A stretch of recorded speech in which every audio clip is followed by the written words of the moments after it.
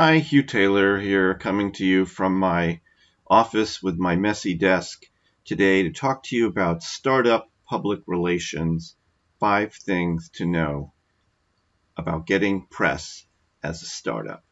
Now, I usually don't do this, but I want to mention, who am I to talk about this? Why should you listen to me about public relations for a startup? Well, for one thing, it's something I've done in my career.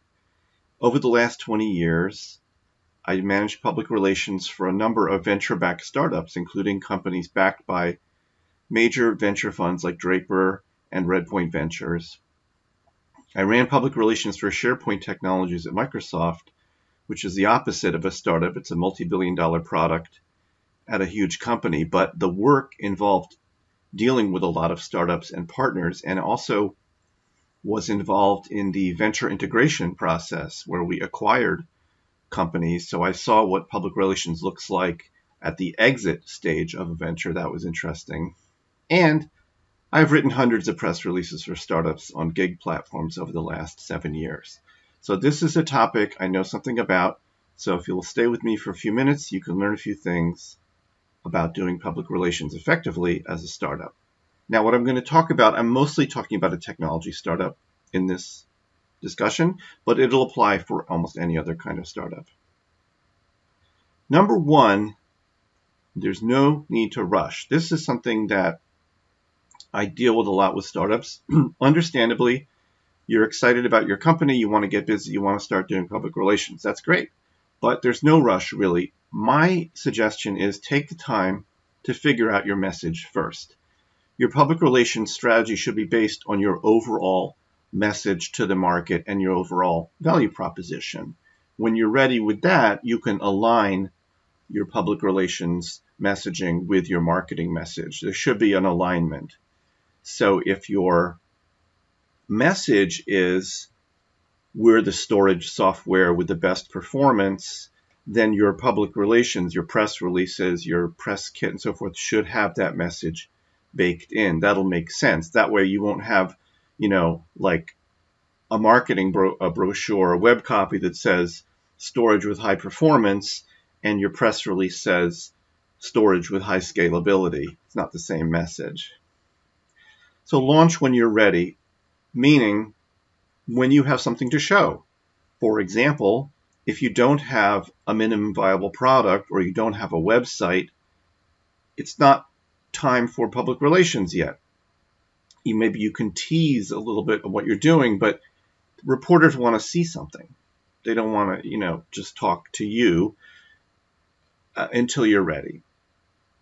And launch your public relations when it'll have a business impact. So if you're going to do a press release announcing the launch of your first product, ideally it should be at a time when that product is ready to sell or when you're ready to have conversation with customers. Or else the media that you get could sort of land in the middle of nothing, and people might see it and say that's interesting, but then nobody's able to buy anything for a year or something. You will have wasted the effort. And a related issue here is to establish a cadence. My suggestion is that you figure out how often you want to make news. So people have different opinions about this. The best practice is to have some regular pattern of making public relations announcements. So, for example, you might want to do a press release every 2 months or every month or every quarter. Something where there's a regular flow of messaging. It gives you a reason to be in touch with reporters.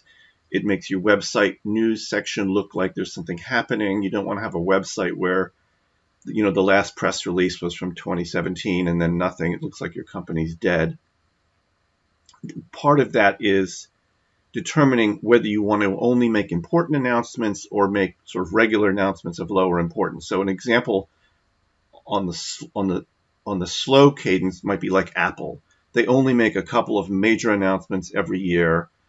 They get an enormous amount of attention on those few announcements. In contrast, Microsoft has generally followed what's called a rolling thunder strategy, where they make an announcement every couple of weeks on a lot of these products, and so there's a constant stream of announcements going to the press. And there's no right way to do it, but Although as a startup, you probably want to have something that's regular enough that people will learn who you are and pay attention to you. Second thing you should know is you need to start building your media list. This is a list of reporters, bloggers, experts, people who write about or do videos or other media about your category. Could be podcasters.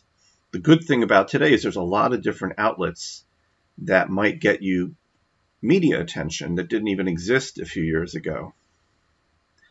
One trick is to look at who's writing about your competitors. That is a great shortcut for figuring out who's going to write about you. If they wrote about your competitor, they're probably interested in you. Another thought is to figure out who writes about your industry in general. If you're in the storage industry or the automotive industry, there's people who write about your industry, so you can figure out who they are. You can figure out who writes about trends and news stories that relate to your product or service. So for example, let's say you have an automotive product. Well, there's people who write about automotive news that may not be in the industry. So if there's, for example, legislation about pollution and your product has to do with helping cars pollute less, well, maybe they'll write about you even if they're not in an automotive industry trade segment. There's a service called Muckrack, which enables you to look up reporters who cover your category. It's an expensive service. I subscribe to it as a company, so you can hire someone like me to do the research for you. But that's a great way you can find, probably hundreds of people who cover stories in your category. If you want to click at the link below, I can tell you more about it. Just get in touch with us. Number 3 is think carefully about hiring an agency. Now, this may sound a little bit weird because Comms Factory is a PR agency, but we're not a typical PR agency. When I say hire an agency, I mean a retainer agency. Many public relations firms will tell you that you need to hire them on a retainer basis, paying them anywhere from $5,000 to $50,000 a month for their services. Now, I want to be clear about this. A good public relations agency is definitely worth the money. They're good, but they can be expensive. And so there's a couple of issues to keep in mind. One is you may not need to do it right at the very beginning. It may not be something you're ready for or can afford. It may not be the best use of your capital.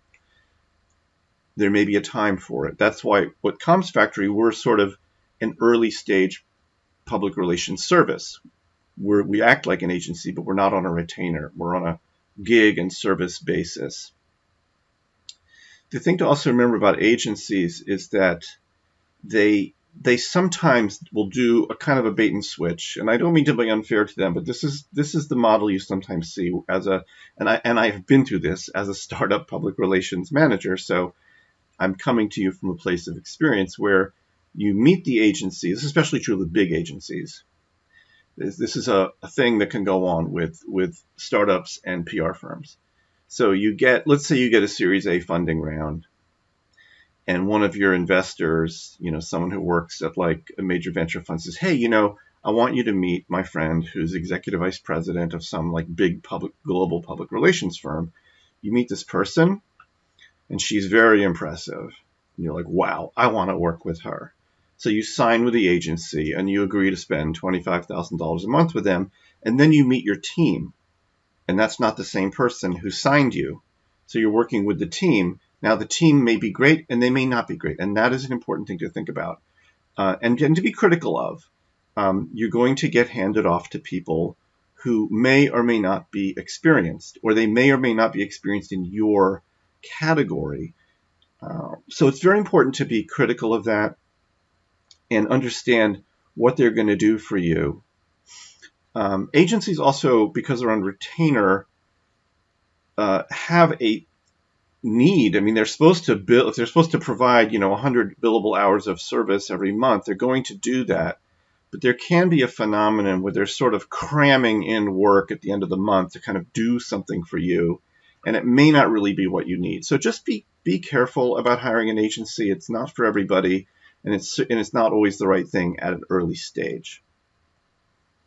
Number 4 is build off of other people or other companies' momentum. Meaning, there are entities in your industry that are also doing public relations, and you can help yourself by helping them. An example is partners. So, for example, if you are a Microsoft partner, just to pick a venue that I'm familiar with, you might be able to leverage your news off of Microsoft's news. So, for example, let's say that you've developed some piece of software that works with Microsoft Azure cloud platform. Well, Microsoft Azure cloud platform has an enormous public relations budget and strategy. So you can find out if they're doing an announcement or if they're having a conference or something. You can do a press release in tandem with that, and you may even be able to get someone from Microsoft to give you an executive quote for your press release. Their public relations agency may be involved in reaching out to the press. You can sort of hitch your wagon to that process. Can be very effective. Now, like with everything else, there's probably a lot of other partners trying to do the same thing, so you have to come up with a reason why you're interesting. We can help you think about that kind of stuff. Industry events are another example. Industry events are good because often reporters go to them looking to write stories. So if you're there, it's a great place to meet the press. You don't have to go running around chasing after the press. They're already there. Now you have to connect with them at the event, and that can be challenging. So, for example, I have a cybersecurity blog. I cover the RSA show for cybersecurity. There's 700 companies exhibiting there, and there's 50 reporters. So there's competition for reporters' attention, but it is still a more favorable environment for meeting the press than just randomly, reaching out to the press. A variant of this is something I want you to think about, which is to be a source. Your company is a story, but you are also a story, whether it's your CEO or someone in your company who's interesting. They can be a source for a reporter. They can be someone who the reporter calls and says, hey, what do you think of this? And they ask you a question or they interview you as a source, and then you end up being quoted in an article.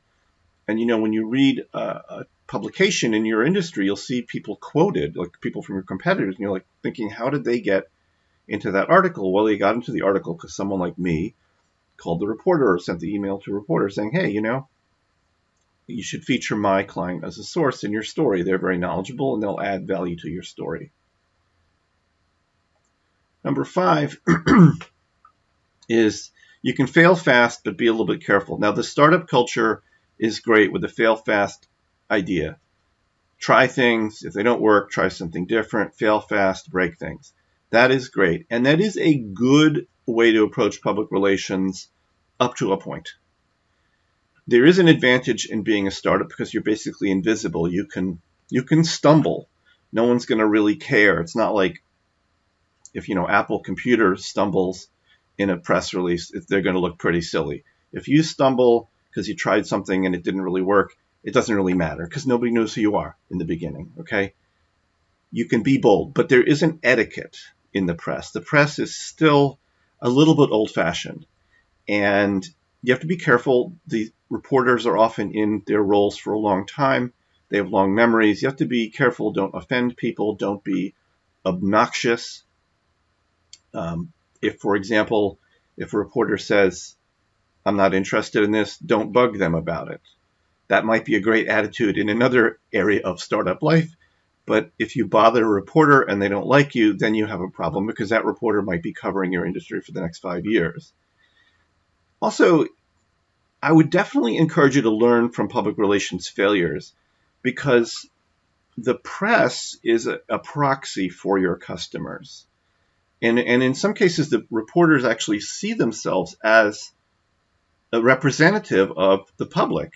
So if you have a message and it doesn't resonate with reporters, there's a pretty good chance it won't resonate with your customers either. So it's somewhat like a little messaging laboratory, market research, laboratory where you can figure out if something's not working with your value proposition.